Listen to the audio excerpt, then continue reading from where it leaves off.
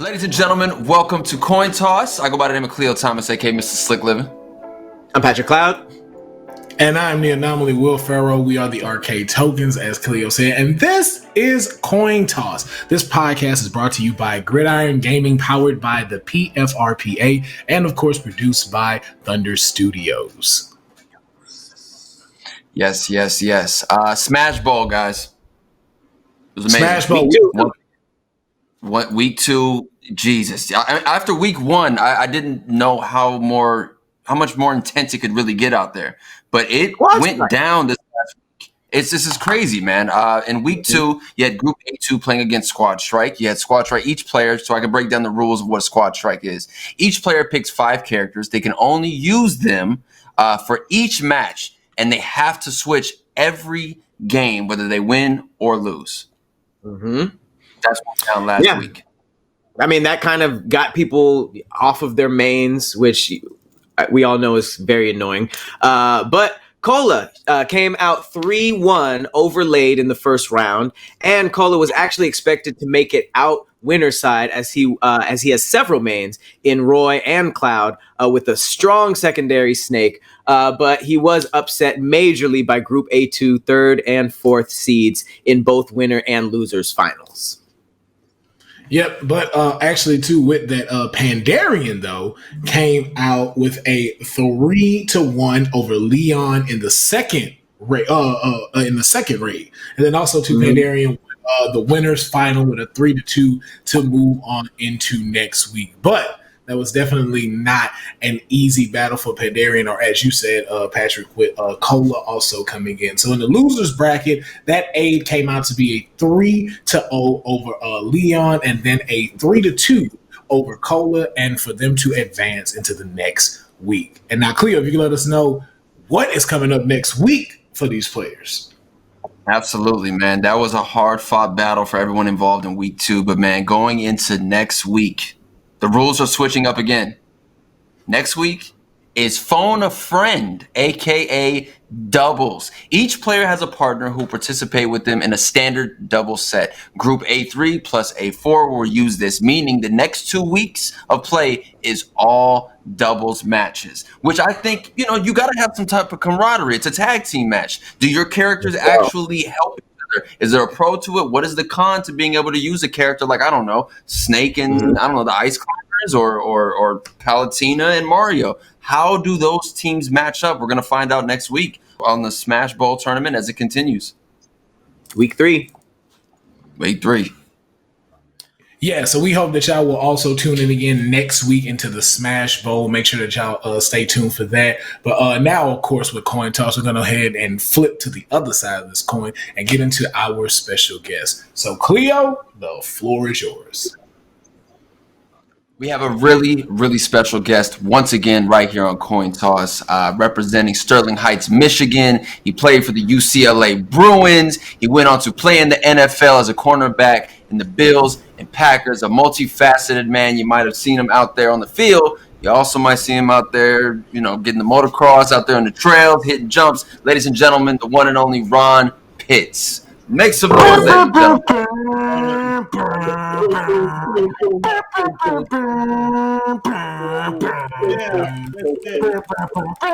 good enough right there. He said, cut the music. How you feeling today, man? Man, I'm hanging in here pretty good for a 58-year-old brother. I got my aches and pains. Hey, don't crack, man. I'm happy. I'm looking forward to my old age. Hey, thank you guys for having me on. It's great to be here with you. Yes, absolutely. Yes, indeed. So tell us about yourself. Like, what have you been up to since retiring? Oh, man. Well, the first thing I did was I jumped into the broadcasting business, like I guess so many former players do. And I'd kind of been going that direction for a while. In the off season, I used to work as an internship at a lot of TV stations here locally in Los Angeles. So, back then they weren't paying guys to work as intern. You were working for free in every sense of the word. So that kind of slowly helped me get my experience, as they say, get your resume taped together and all that kind of stuff. And then I jumped into broadcasting, and I was calling NFL games and hosting and flying around the country and doing all that kind of stuff, trying to raise a family at the same time. And I did that for about just over 20 years. And I'm semi-retired right now. But I got this problem with gaming, man. I love to play games, and I'm not at the scale you guys are at. But I'm one of them old school gamers from way back. Now, when we start talking about it, you guys are going to laugh at me with some of the stuff I used to play, but that's how it was. Okay, so We're big retro gamers. Yeah. We big retro gamers as well. So like I've like myself, I've had from Atari and up. So like anything starting then, I've had it all. So just by accident, I'm glad. Yeah. So I'm glad you actually asked that. So like, what are some of like the games that you used to start off with playing? Like, what are some of your favorites? All right, so I'm going to take you way, way back. I'm pretty sure this is before you guys were even born. But there was this game called Tecmo Bowl. And I want to say it was on Sega. Never heard of it. You guys Yeah. Never played it. It had like 8 guys on each side of the field, right? Okay. And, they had NFL licensing, so you could play with Bo Jackson, I think Herschel Walker, Emmitt Smith, whatever it was. Man, me and my boys used to go at it and just, we'd be up until whatever time of the night playing. And then, the Maddens came in, okay? Yeah. And when the Maddens came in, it was great because all of a sudden the game went from, 8 guys on each team, on each side of the ball to like full 11-man football. It was real football. And you had injuries, and I can't remember which Madden it was, but a little ambulance used to come out if a guy got hurt and pick the guy up and they come out with a little stroller like 8-bit, and then they pick it up like a pancake and then waddle them out. Yeah, pick him out, right. It was crazy. Yeah. So, and then what was even better is that at this time, because I retired in '91, so the Madden games had come out, and guys were starting to see themselves on the game. It was a big thing for us back then to be able to go home and play yourself. Play yourself on the game, okay? And that was huge. Guys would come in the locker room the next day and say, "Man, I knocked you out last night, dude. You fumbled 3 times. You need to call EA and get some more power because your stuff is weak." So that was crazy. And then so it's funny, like my boys play all this stuff.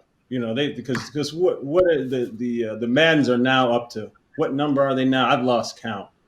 It's just years now, so they just go like 2020 and stuff. Yeah, it's years now. So they're playing all this stuff, and it's a trip watching them play, because that used to be me. We used to sit there and play, but the game is so advanced in so many ways. But I've got to complain about the games now in terms of that, the football games. I say to them, now let me ask you this. Are you guys operating the man, controlling it, or is a computer controlling it? Because sometimes I see the players slide a little bit. Like, did you make the cut then, or did the computer make the cut? Did you make the tackle, or did the computer make the tackle? And they say, well, it's a little of both. And I'm like, okay, so. Yeah. Do you not like where it is now? Do you not like where it went in terms of like how realistic it is? Do you not like how it went, or do you like when it was back in like simple? Okay, here's what I like about now. The graphics are insane. I mean, you can't. The realism is unbelievable. When a guy runs, I mean, he looks like a real man running. But I don't think the control is there. See, in the first game, I think it was 92 Madden. Okay, and I don't even know if they had licenses for all the NFL teams. They might have only had like half the teams. Like there was Chicago, there was New York, there was I think an LA team. Of course, all the big market teams. They were trying to get ratings that way, I think. But when we played with those guys, if you made a cut and did a spin, you really made it. He did it instantly. Now it kind of slides. It's not the same. So I guess because the graphics are so good, and the realism in stadiums and facilities and all the different modes, training camp and mini camps and practices and all that stuff, you have to give up something. I guess that's my only thing. But yeah, that's the difference I noticed. Yeah, it doesn't let you be like like you said, fully in control. So there's some things like you said, when you want to slide, it's like the computer is determining that for you rather than you determining that. So like when you move, it's like, oh, this sensor is already knowing that this player is about to come, so it's getting prepared rather than you telling it how to be able to just move and stuff. That's probably easier to play for people who don't play football themselves, the consumer. You know what I mean? Like NFL, you guys probably have so much like different things going through your mind when you're playing through a game like that, as opposed to like the regular person. Like growing up, I only thought about people like you who could play themselves. I never thought about what you were just talking about. Like, everybody else on the field too. So it's like you could hurt somebody that or somebody that you're like friends with. That's just like that's so cool to listen to like a NFL player play. And that's why I just wanted to ask you a question. When you play a football game, where is the team loyalty? Like, do you have to play as the team that you were actually on, or can you kind of just bounce around and play? Do you play who you want, or are you loyal to the helmets in the back? Man, Patrick, there is no loyalty. Once you get that control in your hand, you roll with whoever can get you the dub. Okay, and that's the way it is. And the crazy thing about it is, my father played in the league too. Okay, back in the '60s, and he was, there weren't a lot of blacks in the league at that time, and he represented that first group of black players, that were allowed to play in the league. And the crazy part about it is there was some games that he went to, first couple games, the black players were forced to stay in a different part of the hotel than the white players. So that was a completely different thing. But wow. He was on one of the Madden games. I think it was called the Gold Edition. And you could go back and play with the players that were playing in the 60s, the old-time players and some of the greatest players that ever played, because he played for the Green Bay Packers. So I could pull him up, and we could play with him and his teammates on that. And one day, this is before he passed away, I was playing the game with my younger brother, and we said, "Hey, Dad, look, that's you." And now, he was close to 60 at the time. And he just stood there with his hands in his pockets and his glasses on. He said, that's supposed to be me? And I said, yeah, Dad, that's you. He said, well, damn, I was a little bit faster than that. And it was hilarious. But it was pretty realistic though, because he was a tough runner and they made him a tough runner in the game, hard to tackle and things like that. So that was pretty impressive. A big thing that happens with Madden games every year is they like to highlight certain players who are in the league who they feel are the top of the top at their position. It's called the 99 Club. You were a cornerback when you played. Mm-hmm. Stephon Gilmore, his overall rating for the Madden 2021 video game is at a 99. He plays for the New England Patriots. As a person who played that position, Stephon Gilmore, currently in the league, how do you feel about him getting a 99%? That's it. He is the top of the top when it comes to cornerbacks in the league right now. How do you feel about that? I think it's warranted. And I also know that the ratings are based on like the guy's performance, from the previous year, because the game is always like a half year ahead, right? He's a good player. I like Gilmore a lot. I like Gilmore when he was in Buffalo. Before he was in New England, he was in Buffalo, and he was one of the top players in. That's one of the reasons that he ended up over in New England. But his skill set, his technique. He's a good size player. He's a 200-pounder at well over 6 feet. He kind of fits the measurements of what you want as an NFL cornerback. Highly competitive. He'll hit you. He'll cover you. So I think it's all legit. Nice. Now outside of football, though, but I think the tokens may not know is that you've actually had quite the movie career as well. Man, nothing like Khleo now. Nothing like that now, man. You know, and something told me, I was like, why does he look so familiar? And so I have a very random thing about him, those random things from movies and stuff that you shouldn't remember. Correct me if I'm wrong. Were you or were you not in Independence Day? No, that's funny. Okay, there's a two-part answer there. Yes, I was. Okay. But I never see myself in the movie whenever it's come on. It's the new. You're a newscaster, right? Yes, but I have never seen that. Right. It's in. So this is hella random. It's in the director's cut edition. It's in the war room before Brian Pilk, the president, walks in, and they're sitting in the war room and they're reporting. The news is on the back reporting what's going on in the back wall, and then it pans over to him walking in and them about to discuss what's happening. But there's a person there sitting talking, and I was just like, every time I just always, because for me, I know that this sound wrong, but I like to count all the black people in movies just to see like what was the ratio y'all in this one. And so I never forget. And so I was like, I never forget faces, but I'm horrible with names. And I was just like, why does he look so familiar? So you picked that out. You actually saw that. Yeah, like it's random things. I remember when I met Michael Jai White, and I was like, "Yo, you were in Toxic Avenger too," and he was like, "First of all, how old are you? Like, how do you even?" That was like one of my first films, and I was like an extra. How do you know that? I was just like, I just don't forget faces.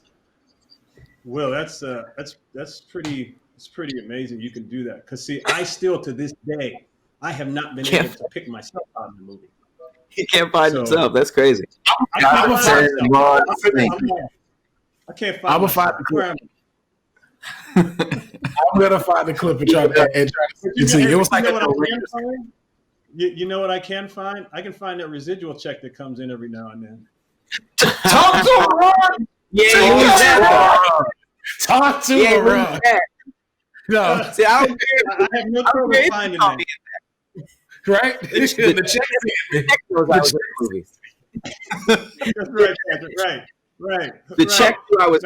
I'm not saying it's that big, but I do find it. It comes to the same place every month and on time. It does arrive. Thank you. Every month, really? It's a monthly thing. I didn't. Well, you know what? It's about every month. It depends, man.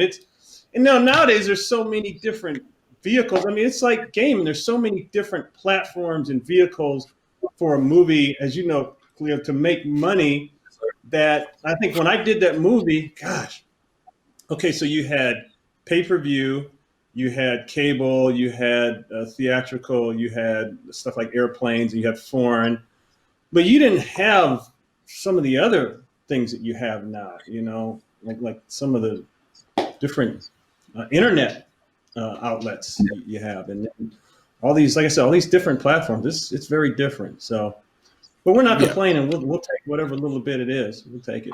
Hey, tuck it away. It's safe. So I got a question. We're talking about movie appearances and all this crazy stuff. So once upon a time, way back when, you weren't Ron Pitts, and then all of a sudden you had an NFL jersey on. You're in Independence Day. All this stuff is happening. How did you make that transition into life in the spotlight? Like, how did you personally do it? And then how would you suggest to somebody who is like just now going through that stage or hoping to go through that stage?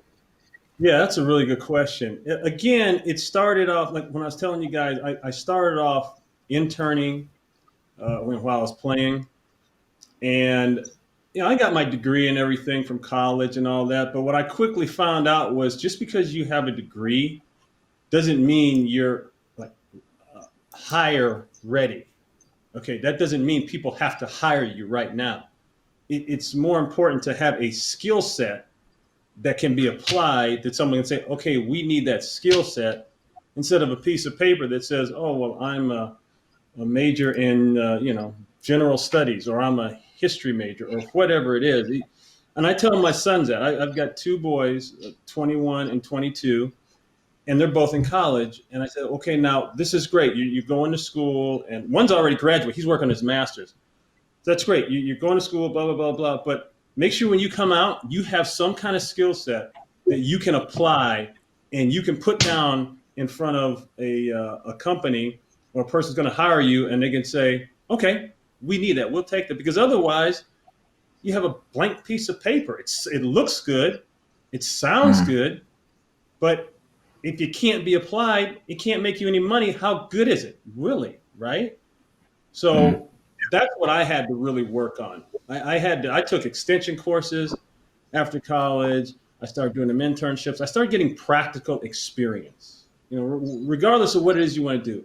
If you want to get in filmmaking, okay, then somehow you got to start working with a film company or something that is teaching you the business. If you want to be a plumber, then you got to learn the plumbing business. Electrician, you got to learn the electrical business. So that's what I had to do. And again, it wasn't easy. And people don't want to know. See, people don't want to know about how I used to get up at 4:15 in the morning to drive all the way down to Orange County here in LA, even though I lived up in the Valley, because I was a 5:30 a.m. reporter for this little station called the Orange County News Channel. Right? So I had to be there, 5:30, ready to roll, dressed, suited and booted, ready to roll. Okay, and then we drive all over LA doing stories. All right, and they don't want to know about the 3 different sports networks that I work for here in LA for free. I mean, for free. One time I came in, and it's funny, I was working for this, it's called Prime Ticket. And ironically, a few years later, I ended up working for them full time, getting paid and being on the set and all that stuff. But I came in one day, and the guy said, okay, here's your job for the day. Our executive producer locked his keys out of his car in downtown LA. So somebody's got to go down there and give him his keys. So they looked at me and said, can you do that for us? No, I'm an intern. That's what I signed up for. That's the kind of stuff you do. You go get coffee, hold cables, hold wires, and go give people their keys when they lock themselves out of their car. I wasn't happy about it, but that's where I was at. So I drove all the way down to downtown LA in the pouring rain just to give this man his keys. And then I got back to the office and they said, hey, Ron, that's all we're going to need you for today. Thanks. So, they played me, right? And I got so mad. I said, I'm never going back in there. I'm never doing it. Then I started thinking, that's probably what they expect. But I'm going to do the opposite. Okay? I'm going to show back up here next week, and I'm going to be ready to work for whatever it is. Because this is a part of what I'm going through. This is called being an intern. And sure enough, a year later, and a bunch of stuff happened, but a year later, I ended up being on the air as one of their anchors. So as one of their sports anchors. So I went from dropping off keys for a guy to being a sports anchor. But what's crazy is that if you did say, forget this job, I don't like it, you might not have got that anchor position. So it was kind of like that consistency that led to that. That's exactly, Patrick. That's my point, is that sometimes the road to the promised land isn't that big, wide, open, beautiful, golden brick road. Okay. It's a thorny path, and people don't want to hear that. They always want that easy way up there, but they don't realize when they're talking to me about the years I've been broadcasting, even the years I played in the league, man, you've got to go down a different path sometimes. And that path is not pretty, and that path is painful to get those riches. I mean, I know you guys are all aware of that, but that's the story I tell people when they ask me. Yeah, and I think gaming has a lot of similarities like that too, because I always tell people although outside the physical aspect of playing football, the demanding hours of having to be 14 to 18 hours practicing a day on Call of Duty. So already learning eye sequences to not mess your eyes up, sitting in the right chair, doing the right amount of stretches and dedication for that. So there are a lot of similarities when it comes to those things. So I just wanted to know when it does come down to all of that stuff, and just like you said, when you get to those tough places, how do you prepare for that? Mental wise, even from here, or even when you were getting ready in the NFL, or even from the acting standpoint, how do you get yourself mentally prepared basically for the game? Well, as a player, it comes from all the hours of practice, just like you guys.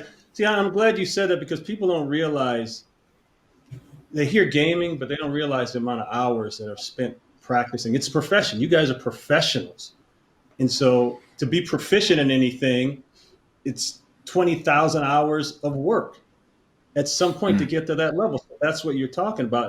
And as a player, that's what it is. It's just nonstop training. Football is your life as a player.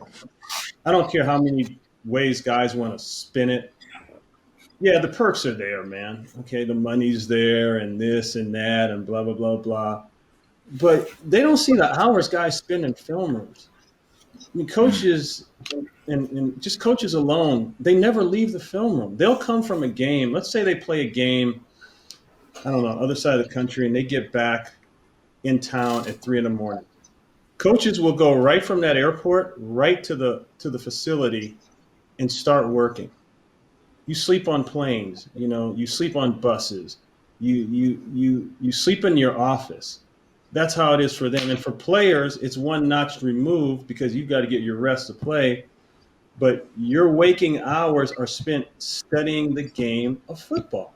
So I don't doubt that it's any different for you guys as gamers, man. If you're going to be good at something like you guys all are, you've got to study. It becomes part of your life. And I guess that's where the balance is, to make it so it's not consuming your life to the point where, man, you you lose perspective. You don't have another life. It's just, this is it. So that's probably the tough part. Yeah, I get. Yeah. So, no, go ahead, Khleo. I was going to ask. It's great to be able to have those in comparison as far as the dedication it takes to not only play the game of football, but these esports players, guys. Now they're racking in so much money so quickly, and a lot of them are dedicating their every waking moment to it. And as far as you mentioned the coaches getting off the planes, getting right back to the arenas, and studying tape to be able to prepare for the next game. There's guys who in the esports world who dedicate themselves to knowing who their opponents are going to be. For instance, we have the Smash Bowl tournament going on right now. Guys are playing Super Smash Bros. Some of the best players from all over the world. These guys have known about each other for quite some time. There's tape out there via YouTube of how these guys actually play. Yeah. When the competitive nature is that high, there can only be one winner and one loser. My question to you is, how do you bounce back from a tough loss? What did you learn over the years to be able to get past that, that build up, you feeling you were fully prepared for something and then it not coming to fruition in which you thought? The only thing that gets you back from a tough loss is your eye on the big picture, which is, and it should be, the championship in whatever it is you're doing, right? Okay, so or maybe, I don't know, maybe it's a money prize. I don't know, but there's something that you're in this for, right? You're having fun, but you're trying to attain a goal. So that's the only thing that to me brings you back. Because, man, I can think as a player, gosh, I've been the GOAT in games. I've been the GOAT in college games. As far as I'm concerned, I've been the GOAT in some NFL games. But I've also had shining moments where I was the hero. And it just takes resiliency. If you don't have resiliency, if you don't have that confidence, you're not going to last very long in the business you guys are in. Because like the business I was in, it's like we call it the high performance business, meaning when you're playing, you're out there and a lot of eyes are watching you. Okay, the stakes are high. And so that means that when you lose, the losses are real low. The feeling is real low. And when you win, the feeling is real high.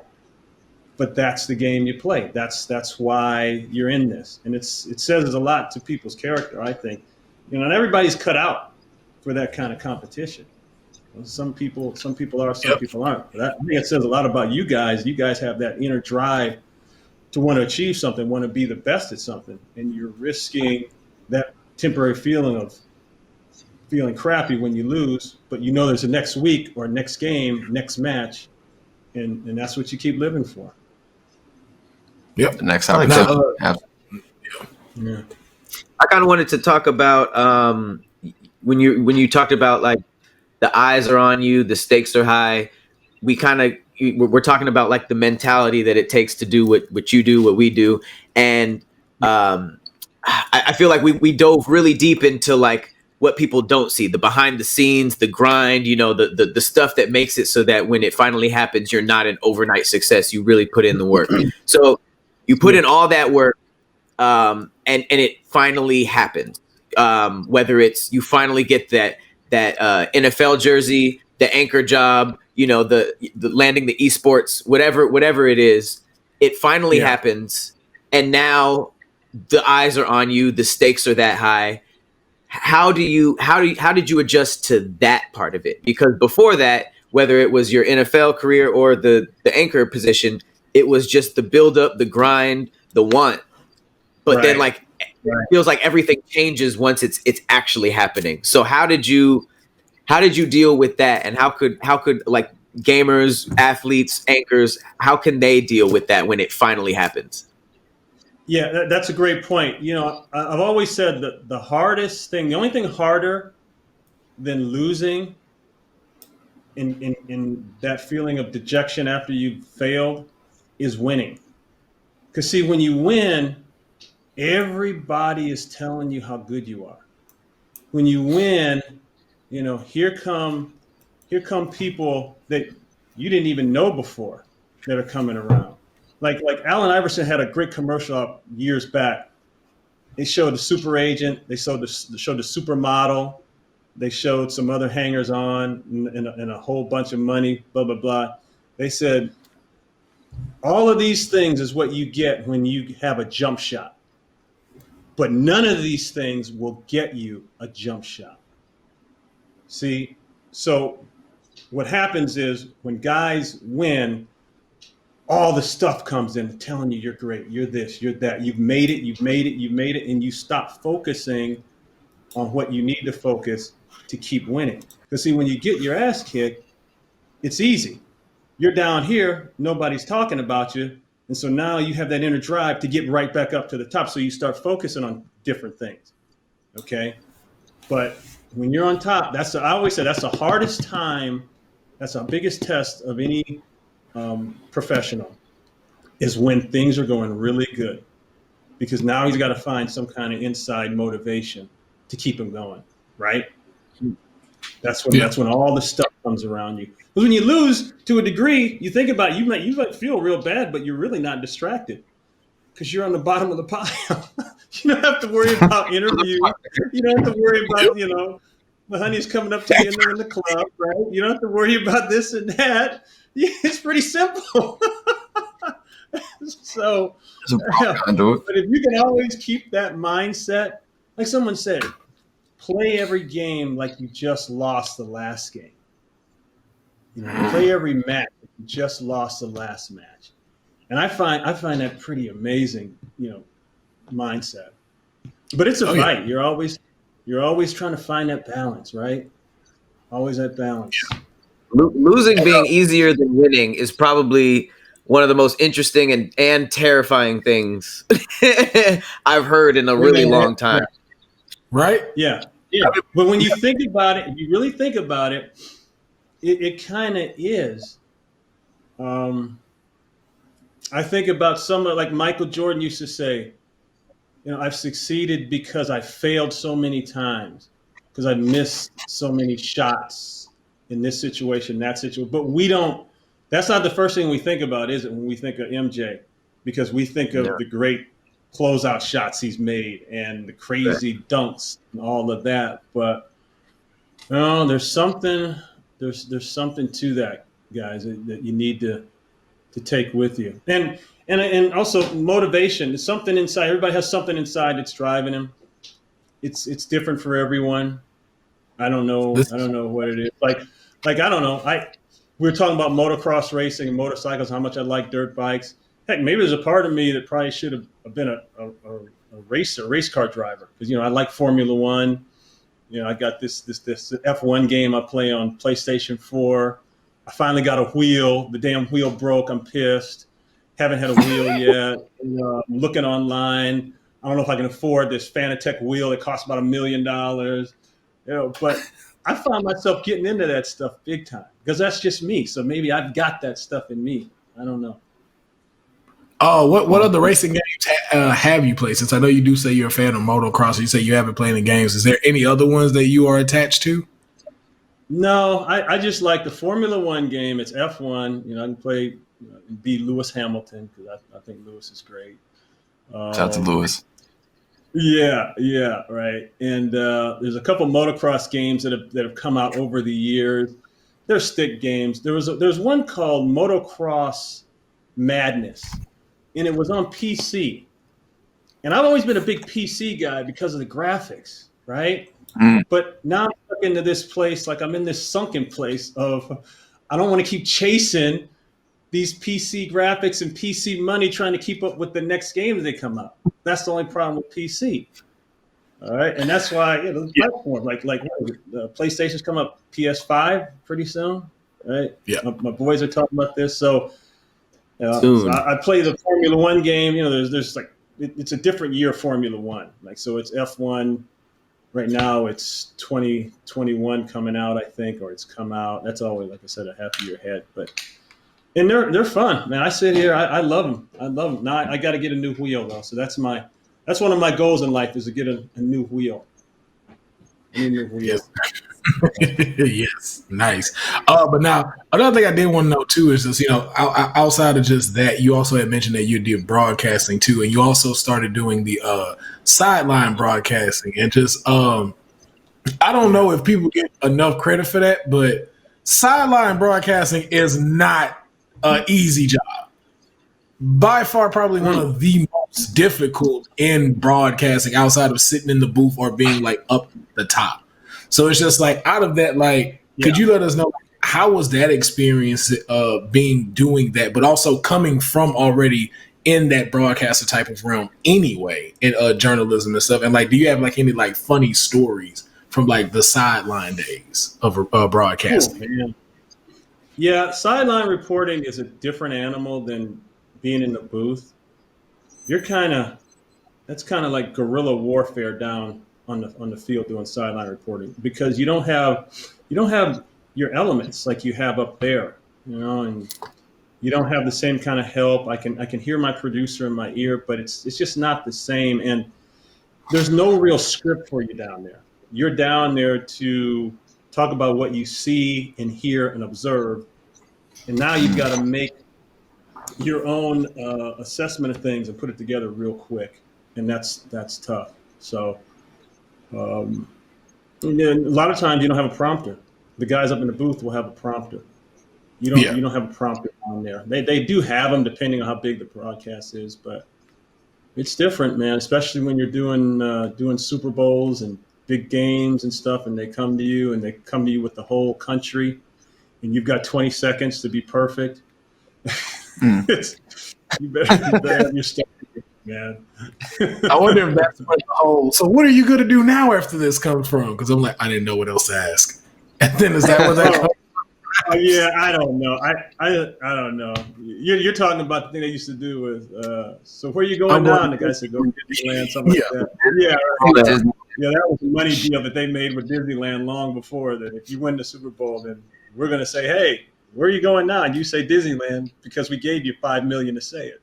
That's what that's. Oh, that was they don't know about that, Ron. People don't know that. That's how that went.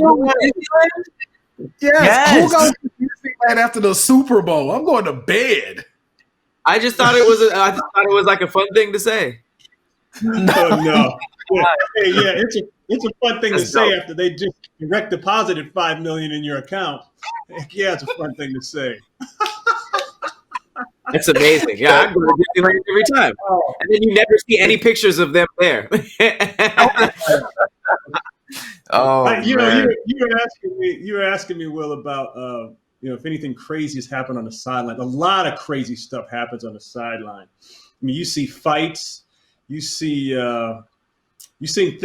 things go on that you can't really report about, and I used to actually report about it anyway, so I didn't care. It's what you hear. You hear there's a lot of fights going on in NFL sidelines. A lot of coaches and players fighting that the league doesn't want you to hear And sometimes on NFL Network, and NFL Films, they'll do a little special on it. You'll hear it, but it's they're in the mix. Okay, this is their jobs, and this is a battle. This is like Mark Zuckerberg walking into the boardroom at Facebook, okay, or Warren Buffett walking in to talk to his business constituents, and something went wrong. I can guarantee you those aren't pretty conversations in those rooms, and neither should these be, because these are what these guys do for a living. So, yeah, you don't ever think about how much they clean it up live, and it's crazy. Like, you see those control rooms in the back. I don't see how anybody does that. There's like 100,000 cameras, and they're just constantly moving. So the fact that they're probably cutting around all of the stuff that you're talking about is very interesting. It's probably like all this chaos and craziness, and we still see it to a certain degree, but not, we probably don't see the real stuff. We probably get the filtered version. Yeah, it's what you don't see and hear is what happens during commercial break. So let's say a play-by-play man might say, okay, and the Chargers are up by 3 here in Miami. We'll be back. You're watching NFL football here on Fox. So they go to commercial, and man, as soon as he says go to Fox, he hits that talk back, and it's nonstop cussing for like exactly 3 minutes.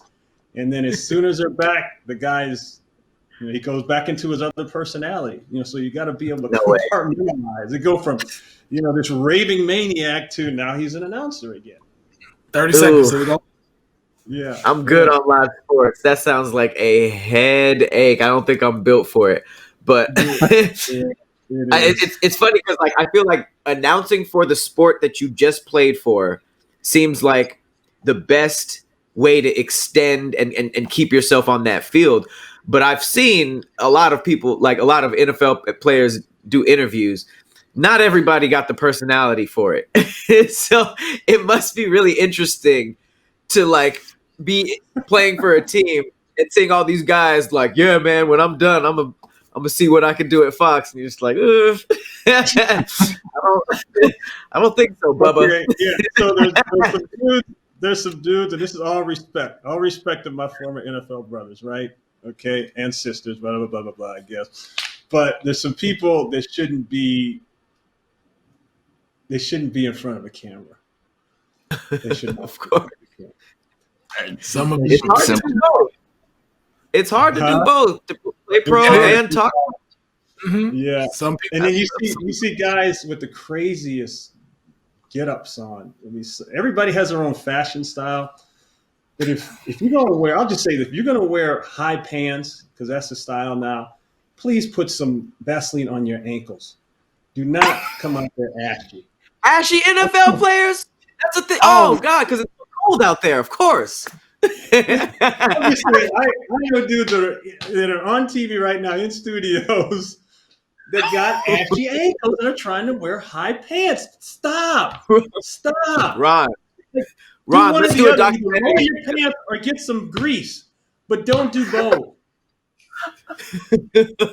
Ron, we got to hit up ESPN. Let's do a documentary together about the ashy NFL players that no one talks about. Let's go. The ashy side of the NFL. That's what we can call it. Let's go. Seriously. The ashy side of the field. It is what it is, and it's out there. I mean, you just turn on NFL Network, man, and you'll see what I'm talking about. I hate to go there, but it is what it is. Just say it, You heard it here first. Yes. Coming to the NFL Network, the ashy side of the field, starring Ron Pitts. The ashy side of the field. That's right. The ashy side of the field. We could get Vaseline to sponsor us. Yeah.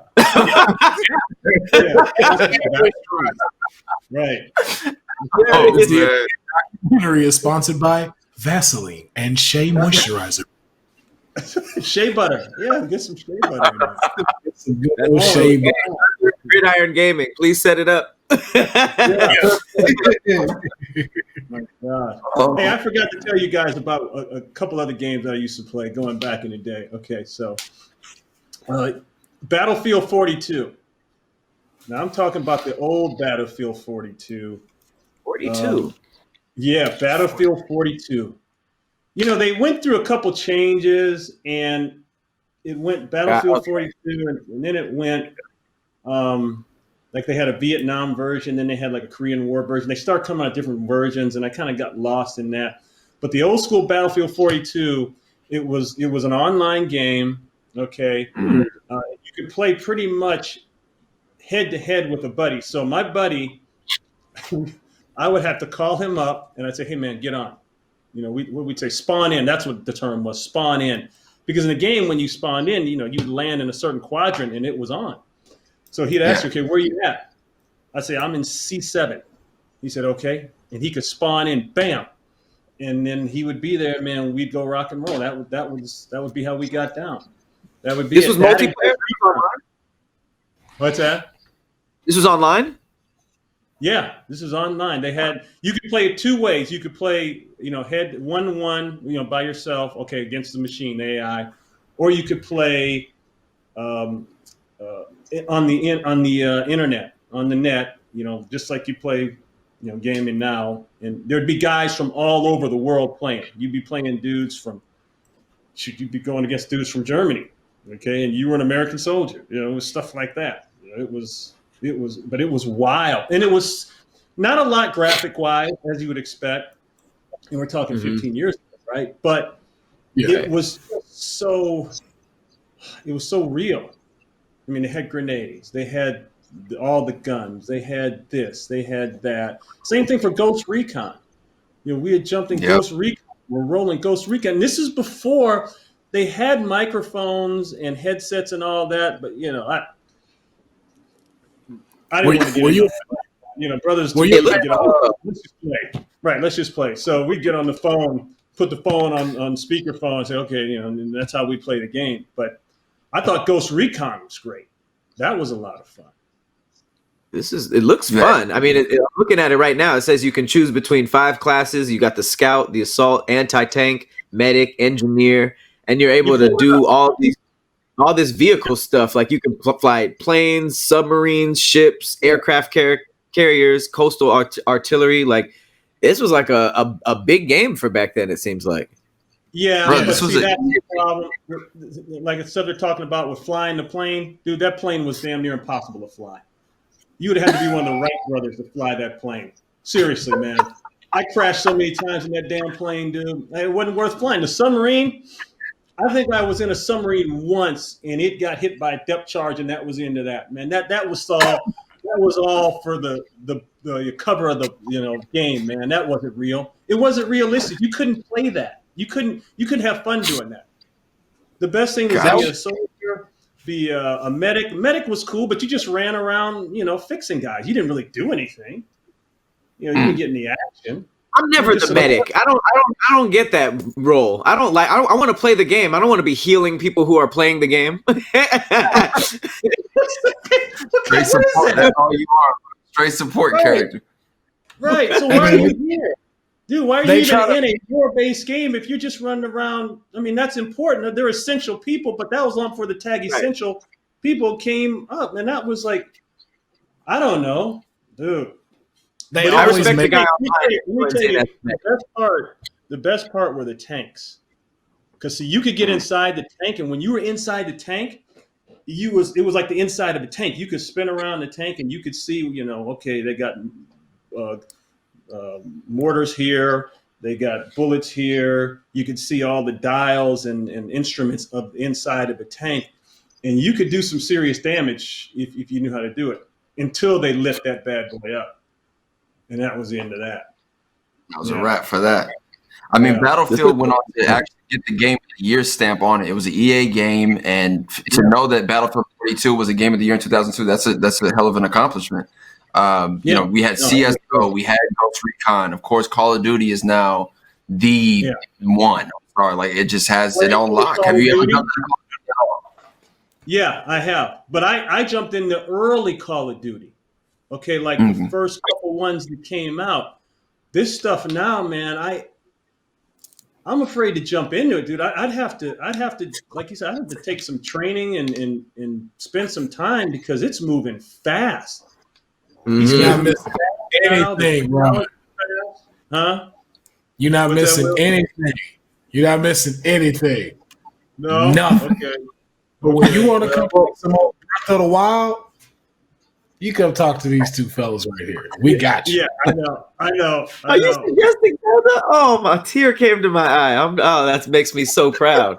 But I would say this, Ron. If you're gonna jump into Call of Duty now, make sure you do emotional training as well, because these dudes online are the meanest people ever. Like you make sure you go in there. I mean, you're NFL solid. I'm sure it was worse on the field, but I feel like these guys online, they ruthless. They're gonna go for your jugular immediately. But see, now that's where it's changed, okay? Because back in early day of Battlefield, if you didn't have a headset and mic, and not everyone did, guys were typing their trash talking.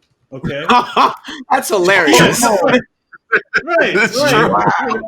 Guy would blow you up, a sniper blow you up, and then hit you back. And say, "Yeah, you didn't see that coming." Blah blah blah blah blah. But now, guys are talking real time and saying anything, and you're right, man. I gotta get myself ready before I get in there, man. Yeah. Racial slurs hit harder on the ears than on the eye. That's unfortunate. But that was very true. Yeah, but that's today's gaming. That's a part of it. Yeah. So I have a quick question about Fox Sports, though, just to bring it back. When you were at Fox Sports, who was like your favorite person to call a game with? Like, were you gaming with anybody there? Like, did you have any like people that you were all, like you said, asking to spawn in? My favorite person to call a game with, I called the game with so many different guys. That's a really good question, man. Wow. Anybody you like bounce back with best? I worked with Ronnie Lott for a while, and that was fun because we had kind of come out in the same generation. He was a little ahead of me. We were both defensive backs, so on and so forth. And he really knew the game, man. And he was so well respected as a player and so on and so forth. So that was a lot of fun. It's just what you learn from people, And the guy that I'm working with right now on my podcast, Run It Again podcast.com, Mike Martz. We're having a lot of fun, and we called a couple games at Fox, believe it or not, before I stopped working there, and that was fun because I'd always learn something new. He was so smart. He would see things. Coaches see things that most people don't even think about, and most players don't even think about. Mm-hmm. And speaking of which, though, I would love, especially before we get ready to wrap, a little bit more about your podcasting, as far as the show goes, and then also too, just what made you kind of switch and gear into now doing the podcast thing as well, because of course, as you can see, podcasts are becoming big now, or are already big. Yeah, they have become, and I never really thought much of podcasts because I didn't understand the podcast space.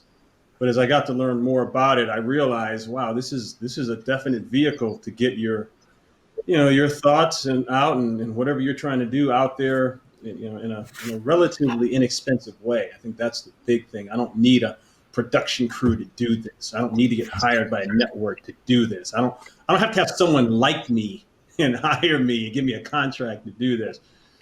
So it's been good. We've been on the air since June, maybe May. And we picked a hell of a time to come in the air, right during COVID-19. Yeah. But in a way, maybe we picked the right time because we've been able to cover a lot of different topics and talk about a lot of different things as they pertain to just life in general, nothing to do with sports or entertainment. And then we've been able to talk about it as it pertains to entertainment. And we're still talking about it because every day I look on the wire, another player or another staff member at an NFL team, comes up positive and has to go into protocol. So this is This is affecting all of us. We know this. This is affecting us as a race. So it's important. We're getting through that. But yeah, it's been fun. It's been fun. I like it. We do it every week. We have guests on every week, and we gotta get you guys on the show. Oh yeah, man. We need this. Let's go. We'll bring the video game. We'll bring the Tecmo Bowl. We'll bring the Battlefield. We'll pull up play with Battlefield. Battlefield. I'm down for it. So can we do this? Let's bring 3. Let's try this 3 games. Yo 3 Techno Bowl, Madden, Battlefield. Let us bring 3 games that we know you haven't tried yet, and just let's see how you like them. The exchange. Let's do it. Okay. I'm down. I'm down, man. Now you have to give me some time to catch up with you guys, man, because you guys are. I know you guys take are your in time. this stuff. Oh yeah, take your time, man. You can't take too much time on Battlefield 1942. Give me a chance, man. To get in there. Put me on training mode. There you go. You gotta do that. Yeah. Put that. Now you got to start waking up at 4:15 again to train. Right back to the 4:15 training. I know. As soon as we play Battlefield, he's gonna be like, I'm like, why did he pick Submarine? And why do we keep dying so much? Yeah. Oh man. Well, man, this has been. Go ahead. Oh no, my fault. I hit something on the table. My fault.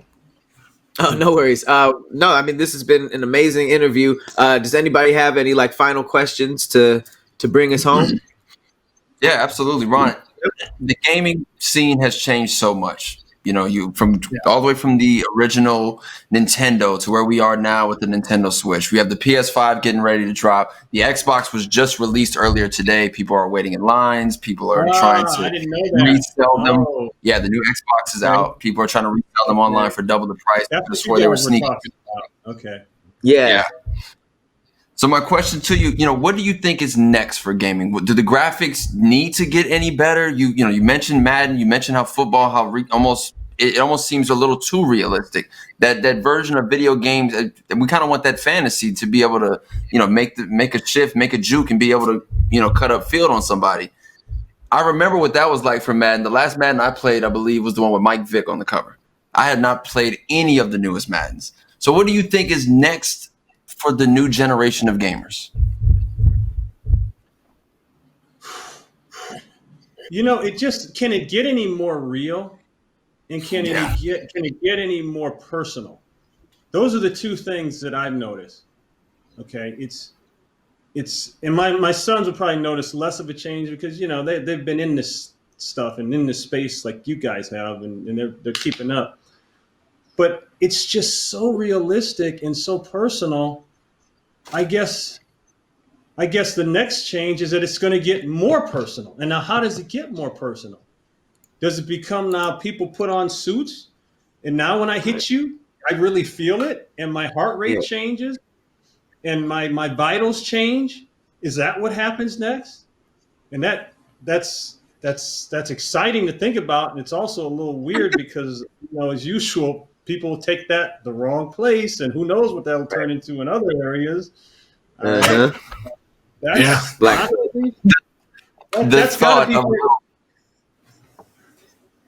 thought of a little 15-year-old kid in his living room getting truck sticked by an opponent because of a virtual vest he put on and flying into the couch. Amazing. Just laid out. Right. Yeah. Right. That's next, right? Because what else is there? I mean, the communication has gone full speed. Okay. Not saying it can't be more, but now we can talk to each other in real time. The graphics are insane. The elements of the game. Now they have in Madden, now there's you can trade guys, you can cut guys, and everything's real time. It's synced up to the NFL roster. That was unheard of back when we started playing. To sync it up to the NFL roster, like whenever you'd play. Let's say you were playing with somebody and the dude was just going crazy, man, receiver going crazy. And your partner would say, yeah, that ain't right, man. He ain't even with that team no more. Well, now He is now. He is with them. Now, Yeah. It's their That's own what I world. think should happen. I think they're going to come up with ways. Now you will feel everything that your character feels on the screen in some way or fashion.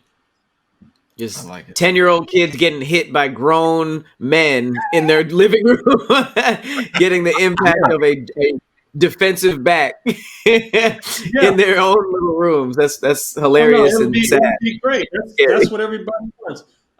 Just real quick, because I know you guys got to wrap up and everything. I did this interview for Bleacher Report a couple months ago, and the guy says, "Yeah, we work with EA." I said, "What do you do with EA?" He said, "Well, we do ratings adjustments." I said, "Ratings adjustments? What are you talking about?" That's a whole So job. we go out and adjust people's ratings if they don't like them. I said, "You mean the guys on the NFL teams?" He says, "Yeah." I said, "Well, how does that work? How do you do that?" He says, "We go to their facility and they put them through a little workout. And if they feel like, yeah, he should be adjusted higher, we adjust it." And I thought that was insane because, number one, you're telling me that an NFL coach lets you on their facility on the grass, and you're going to put his $1 million athlete through a workout at the risk of pulling a muscle, tearing something, just so you could give him like 2 more points? I can't even believe they allow that. And I can't believe No. Because here's the thing. Because now you have over 2 million people who will buy the $100 gold version of this game, saying, "I don't like that this player got injured last year and he's still at this current rating. That's not fair. They're cheating. His stuff needs to be updated to what he can exactly do now." Now, when like you said, you risk thinking about the injury, but also think about now the mass consumption of people buying that Madden game every time it drops. Oh, well, yeah, there you go. That must be the other side of the equation.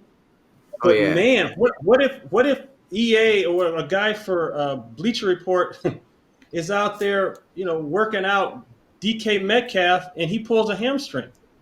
Who explains his that? rating goes down? You got to put the ratings down. Now you're 50.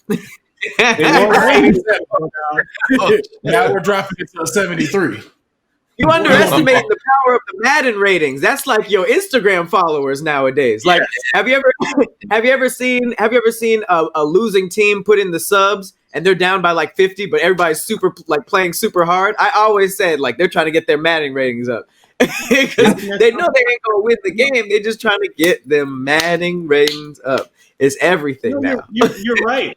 You're right. I totally underestimated the power of the Madden rating. And people have underestimated how important it is to the guy who's out there playing, who's making $20 million a year right now. But what's on his mind? His rating in a video game. Because that's how you make that cover, too. You're cool. Because if you think you're the best and you check the game and you're a 97, you're going to be like, EA, what's up?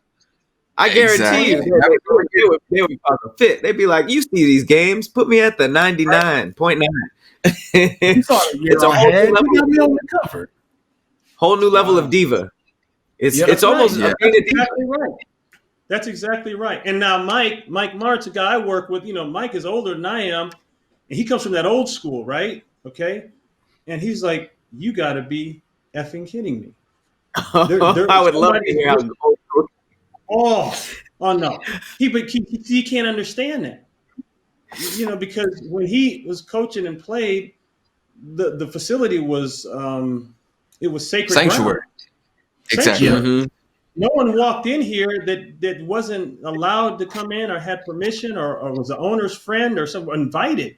So now you're coming in here and now you're working out my player that I've just invested maybe $100 million in just for his Madden rating, but it's a whole new game. It's a whole for judgment. It does seem very uppity. It seems very uppity. Like, all right, we're here. How good are you? It's like, nah, he's not a 97. It's like that is really weird from the player's point of view. Like, who are you and what are you doing here? It's like some just like random guy from EA, just like, all right, man, run. He wasn't even from EA.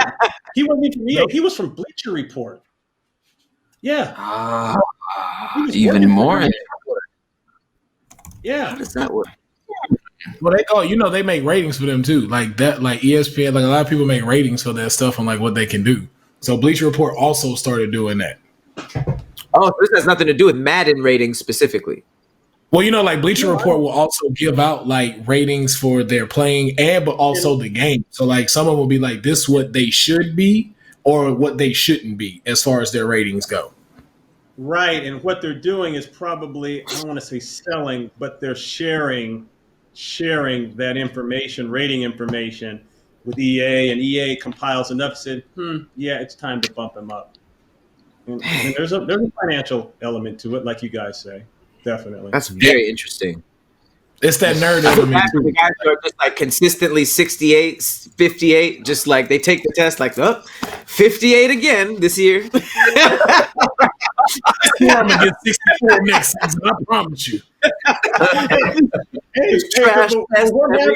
What happens if Russell Wilson is trying to prove that he deserves a little more rating and he throws a ball, out there for Bleacher Report and messes his shoulder up? How does that one get explained? That's That's a lot. that cold 78 throwing power. That's too much action. I'm tell you like this, they take that stuff from wrestling too. Like they'll probably have him go out that first game, do one play, and they'll be like, "Stop the game! Stop! He got a shoulder injury. We gotta get Russell Wilson out of here." It just happened. Russell Wilson, his money is for sure getting thrown into that account with the ease. So I don't think he's worried about no Madden rating. They're throwing that money right into that account. One thing this tells you guys for sure, and I know for sure, is that every NFL, I can't say every, but there's a lot of NFL players that are very, very serious about their gaming profile. I'll say that. Oh, I believe that 100%. Yes. Now, just one more, then we're gonna go ahead and I'm gonna let Khleo close out. But we have to know, because I know Khleo had came up with this and started asking. Since we are thinking of ratings, if you had to rate, they were like, "Yo, we're about to put Ron Pitts in the new legendary mode pack of Madden 2022. What rating would you give prime time Ron Pitts for this legendary pack?" Wow. So now, and my ratings now can go from 1 to 100, right? Yeah, 1 to 100. 99, I believe. Has there been an 100? 99. They cap at 99. Oh, yeah, that's right. Only the customized players can get 100. That's it. Yeah. So yeah, Overall, 99. Right. Yeah. You have You know 99. what? I would have to look at players that I felt were similar to me and see how they're rated. You know what I'm saying? I don't know how they rate everyone, but since you need an answer right now. Well, wait, who's the closest? Is there like a modern cornerback that you think is the closest that we can maybe look up their ratings? That you're like, I think I played kind of close to them. Yeah. Okay, like right now, okay, so I'm gonna give you a couple guys. I'm gonna give you okay. So Jaira Alexander, and he's better than I was, definitely. He's really good. Where's Jaira Alexander rated right now? Jaira Alexander. Give me a couple minutes to figure out how to spell Jair. Jaire. Here he goes. He is sitting at a 94 overall for me. He's what? 94 overall. 94. Okay. I'm going to try and give you one more guy here. Give me Darius Williams for the Rams.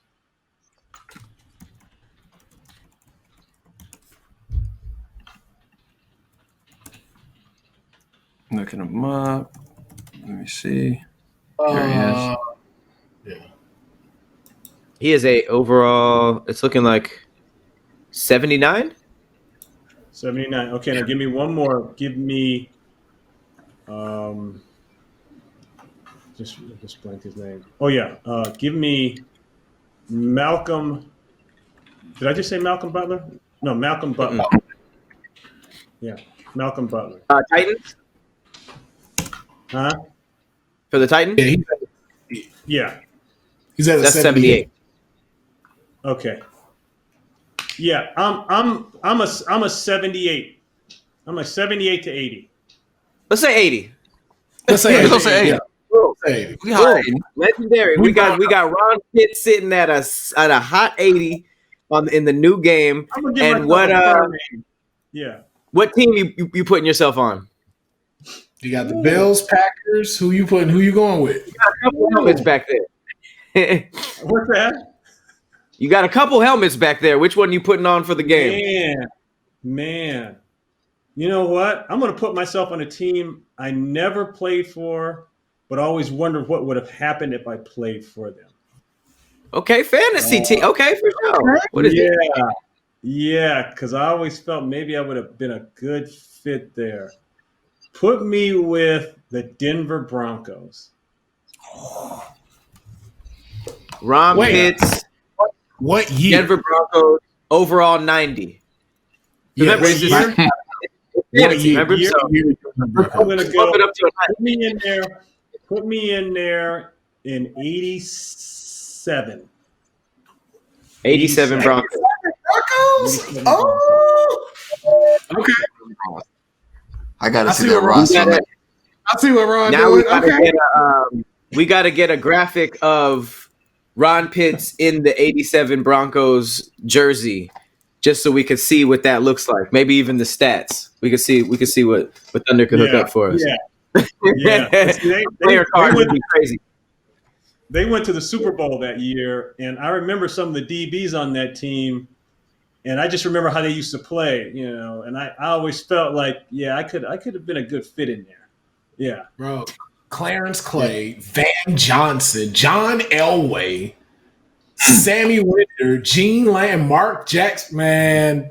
Okay. Yeah. That was I tough. lined up against Vance Johnson a couple times. It's hard. That was smoke. He was good. It's lit. I remember that. Yeah. Go ahead and run that. There you have it. Right. EA Sports, Madden, you guys hear it. The next time we do the legendary fantasy team, which I feel like Madden that'd be dope if we had like a fantasy old school. That'd be lit. But you guys heard it. 87 Broncos, lace them up. Ron Pitts is in there with Elway. Let's make it happen. Yeah. Absolutely. Yeah. Let's do that. The mile high. Let's do that. Yeah. I love it. Ron, we want to thank you so much for coming today and being a guest here on Coin Toss, man. You've dropped some incredible gems, not only for us as the host, but for all the viewers and the listeners out there who tune in every single week. And we just want to thank you so much for your time.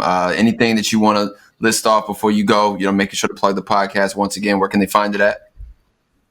Oh, yeah. I appreciate that. That's runitagainpodcast.com.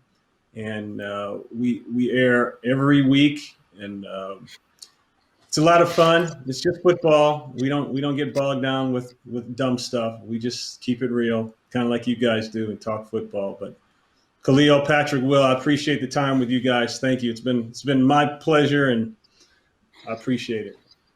Yes, sir. Absolutely. We're gonna find out a way to find those old games you was talking about too. Yeah. Hey, and you got to tell me about those chairs you guys are in too, man. See, I got an old, something from like Office Depot, man. You guys got the slick, fresh stuff, man. Oh, we'll send the link. We might even be able to hit the company up. Oh, there we go. Hey, now we talking. Appreciate you guys, man. You guys keep doing what you're doing. Doing a great job. All right. Appreciate you, man. Coming on. Okay. Cool. Great interview. That was fire, bro. Ron Pitts played in the NFL. Ron Pitts liked motocross. Ron Pitts played Battlefield 42 and dropped hella gems, ladies and gentlemen. Pat, Will, let me know what you think about Wild. Man, this dude was a football player, an anchor, an artillery man, a tank driver, a war general. Like it's crazy how much experience this dude has. And I think my favorite part of the interview was for sure losing his way easier than that. Is a cold realization, but you can only hear that from somebody who has gone the lengths of a pro athlete and been in that position to be like, yo, you need to focus on what got you there. It almost made me think of all the rappers that I stopped liking once they got popular. Like, you stop doing the stuff that got you there. It's super dope. So many gems for sure.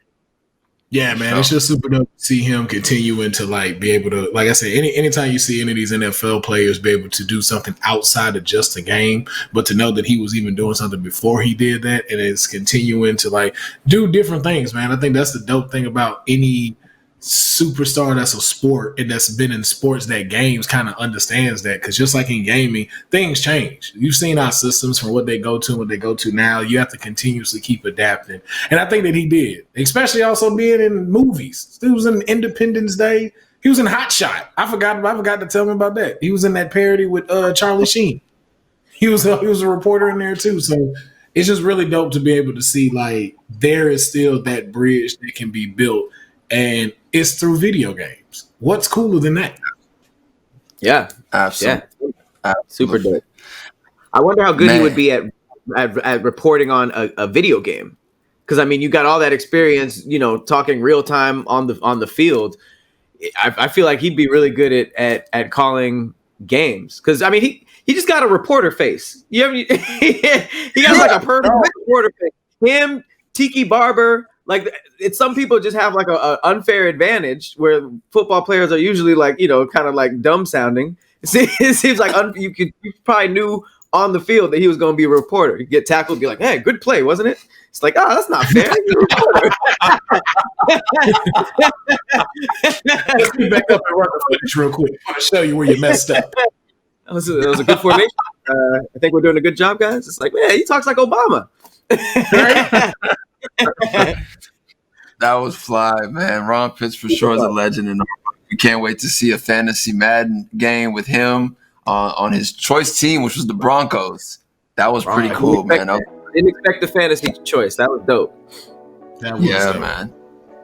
This was a lot of fun, man. This was an incredible episode for this week. Wrapping up, of course, we got the Smash Bowls still going on. We got a lot of crazy stuff going on next week. They're switching up a lot of the rules. Can't wait for you guys to check in on that. Again, this is Coin Toss presented to you by the PFRPA, Gridiron Gaming, and Thunder Gaming. I go by the name of Khleo Thomas, aka Mr. Slick Living. I'm Patrick Cloud. And I am Will Pharaoh. We are the Arcade Tokens. Thank you again for checking out Coin Toss, and we will catch you next time. Later, guys.